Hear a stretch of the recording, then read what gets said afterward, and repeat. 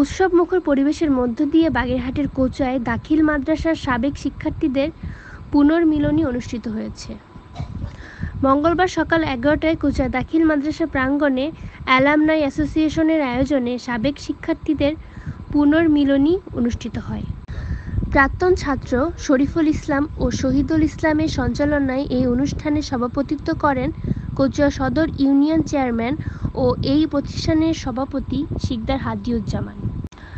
এ সময় অন্যান্যদের মধ্যে উপজেলা ভাইস চেয়ারম্যান শেখ সুমন, কোচুয়া থানা officer in charge OC Mohammad Mohsin Hossain, মাদ্রাসার সুপার মোহাম্মদ সাকাওয়াত হোসেন, সাবেক সুপার মাওলানা মোশারেফ হোসেন, প্রাক্তন ছাত্র মোস্তাকিম বিল্লাহ উপস্থিত ছিলেন।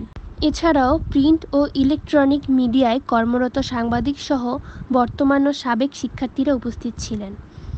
এদিন সাবেক শিক্ষার্থীদের মাঝে সম্মাননা স্মারক প্রদান করা হয়। আপনারা দেখছেন বাগেরহাট 24 টিভি। সব খবর পেতে আমাদের সাথে যুক্ত থাকুন। সাবস্ক্রাইব করে আপনার প্রিয় পছন্দের চ্যানেলটির সাথেই থাকুন।